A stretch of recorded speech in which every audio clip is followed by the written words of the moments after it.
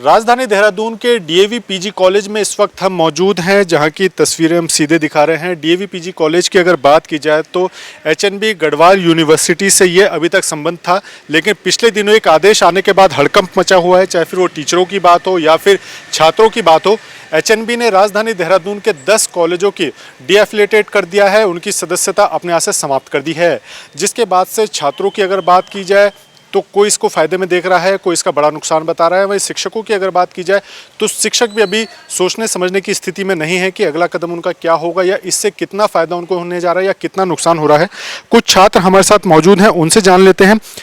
सुमित, सबसे पहले आपसे जानना चाहेंगे, कॉलेज में आप लंबे समय से पढ़ रहे हो, तमाम व्यवस्थाएं होती थी एचएनबी के माध्यम से, कितना नुकसान है या क्या फायदा आपको लग रहा है डीएफिलिएटेड होने के बाद? देखिए, जो पिछले दिनों आदेश आया है कि डीएफिलिएशन हो गया है देहरादून के 10 महाविद्यालयों का, कुछ महाविद्यालय कुछ कॉलेजेस हैं। ठीक है, उस यूनिवर्सिटी का अपना फैसला है, आपने कर दिया, परंतु ये फैसला अगर कुछ टाइम पहले हो जाता तो कॉलेज भी प्रिपेयर हो जाता और चीज़ों को आगे कागजी कार्रवाई करने के लिए। अचानक से आपने हटा दिया कॉलेजेस को, जिससे छात्रों को बहुत सी समस्याएं आएंगी, दिक्कत आएंगी, उनकी शिक्षा में व्यवधान आएगा। जो पूर्व में छात्र इस टाइम में चल रहे हैं उनकी, और जो आने वाले हैं, बहुत से बच्चों ने सीयूटी का फॉर्म भरा, ये उम्मीद में कि डीएवी, एसजीआरआर, डीवीएस जैसे महाविद्यालयों में उनको एडमिशन मिलेगा और सेंट्रल यूनिवर्सिटी थी है तो उनको तो कुछ फ़ायदा मिलेगा। परंतु जो हटाने के बाद सुनने में आ रहा है कि अब श्रीदेव सुमन में होने वाला है।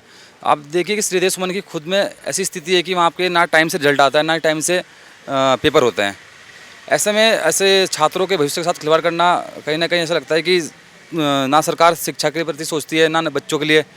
ये है कि अगर श्रीदेव सुमन से जुड़ता है तो पहले सर्वप्रथम सभी को जितने भी वहाँ की दिखते हैं समस्याएं, पेपर से संबंधित हो, शिक्षा से संबंधित हो, चाहे टीचरों की हो, चाहे स्टाफ की हो, उसे पूर्ण की जाए और तभी इसको जोड़ा जाए। जी, और भी छात्र हम सब जुड़ेंगे। सुमित, आपसे भी जानेंगे, आपको क्या लगता है, फ़ायदा है, नुकसान है, श्रीदेव सुमन और एचएनबी में क्या फ़र्क लगता है?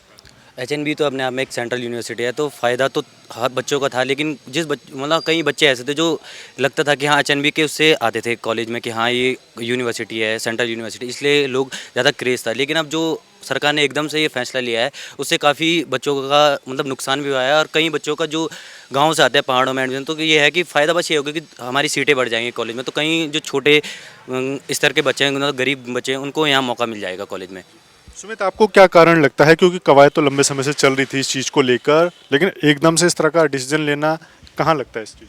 अब देखिए, इसमें हम क्या बोले, इसमें यूनिवर्सिटी और कॉलेजेस का अपना जो था, अब जो भी हमारे वीसी महोदया ने फैसला लिया है वो उनका अपना फैसला है, परंतु ठीक है अगर हटाया गया तो, पर ये है कि अचानक से इस समय में हटा देना थोड़ा सा सोचने विषय है और दिक्कत का बच्चों को बहुत सी दिक्कतों का सामना करना पड़ेगा इसमें कि बच्चे अब समझ नहीं पा रहे कि उनको एडमिशन कहाँ लेना है। अब वो पहले उम्मीद करते थे कि सेंट्रल यूनिवर्सिटी, जो उत्तराखंड में मात्र एक यूनिवर्सिटी थी जो सेंट्रल यूनिवर्सिटी थी, जो बच्चे उम्मीद करते हैं कि सेंट्रल में पढ़ने का मौका मिलेगा, सेंट्रल यूनिवर्सिटी की डिग्री मिलेगी, अब उन्हें स्टेट यूनिवर्सिटी मानना पड़ेगा। ठीक है, स्टेट यूनिवर्सिटी भी ठीक है, परंतु वहाँ सुविधाएं अच्छी हो जाएं, जैसे डीएवी महाविद्यालय, यहाँ पे सीटें बढ़ जाएं तो ज़्यादा बेहतर रहेगा। आपको क्या कुछ लगता है? क्या नहीं, इसमें मैं तो कहता हूँ कि सरकार की जल्दीबाजी थी, जो इन्होंने एकदम से फैसला लिया, ना किसी से वो करा, बस इस संपर्क में मतलब इन्होंने गलत करा है जो करा है सरकार। छात्रों के लिहाज से कैसा देखते हैं? छात्रों के लिहाज से तो हम नुकसान ही देख रहे हैं अभी तो। जो भी बच्चे मिल रहे हैं वो कह रहे हैं कि ऐसा नहीं होना चाहिए था, सेंट्रल यूनिवर्सिटी थी, हमें वहीं पढ़ना चाहिए था। तो कई बच्चे, अब बच्चों का मन कहीं ऐसा ना हो कि कॉलेज की तरफ से हट ना जाए। तो ये थे कुछ छात्र जो डीएवी पीजी कॉलेज में पढ़ रहे हैं, और सीधे तौर पर जो एचएनबी गढ़वाल यूनिवर्सिटी का आदेश आया है उसके बाद से घफलत जैसी स्थिति है कि आगे छात्रों का भविष्य क्या होगा।